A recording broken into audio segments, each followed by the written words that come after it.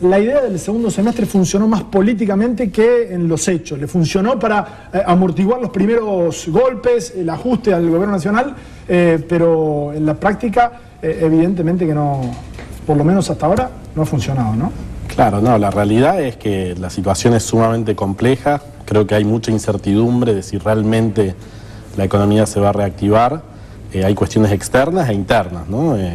Digamos, externas, Brasil está cayendo, está en la peor crisis desde 1930, entonces obviamente que toda la producción industrial se resiente, incluso el último dato de producción industrial de Argentina marca una caída del 4%, hoy salió un dato de que cayó las exportaciones a Brasil un 24% anual, entonces obviamente que Brasil juega un rol importante. Al mismo tiempo, internamente tenemos una inflación altísima que no está dando tregua. En junio nos dio 4% los alimentos, estamos en un 39-40% de inflación anual. Y si pensamos que, bueno, recién ahora empiezan a venir los aumentos salariales, pero incluso los aumentos salariales no van a compensar la inflación, significa que hay una caída en el consumo interno.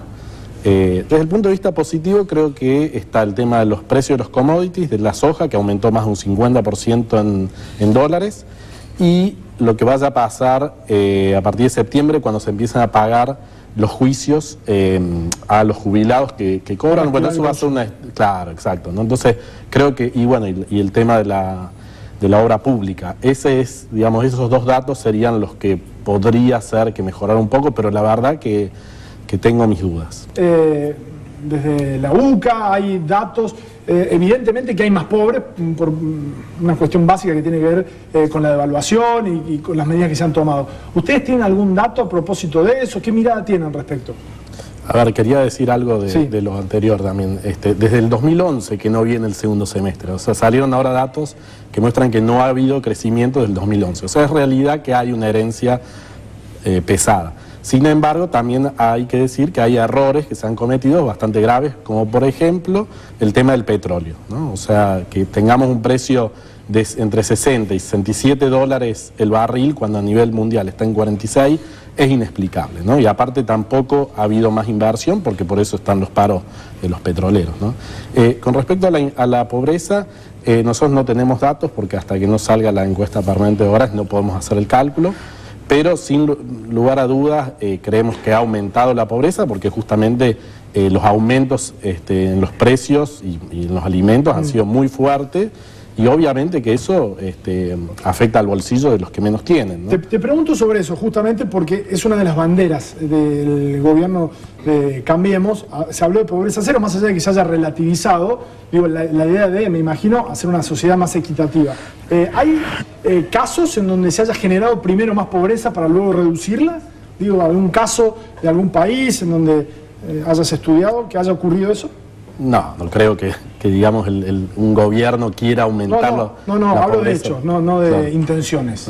No, digo, me parece que la inflación es el principal factor y bueno, y también el tema del empleo, ¿no? Hay que ver, hasta ahora, digamos, no ha habido grandes caídas en el empleo, sí el último mes, y habrá que ver en los próximos meses si vemos caída del empleo formal, habrá que ver también el informal, que no tenemos datos, por eso va a ser muy importante cuando salga publicada la encuesta permanente de hogares, para poder discutir con datos certeros, ¿no? La verdad que eso también me parece que es muy sano, de que podamos volver a discutir con datos para no tener que cuestionar los datos, sino poder hablar de qué medidas. Sí, una de las fallas más graves. Por ejemplo, la devolución del IVA me parece algo positivo. Nosotros trabajamos con ese tema. Nos parece que 300 pesos es muy poco, ¿no? O sea, el límite Pero un primer paso. Es un primer paso y esperemos que siga la discusión para que aumente, porque la verdad que 300 pesos es muy poquito, ¿no? Sacudido el país porque ha ocurrido aquí en Córdoba. Cabe, digo, para toda la provincia, la resolución de la Cámara de Apelaciones.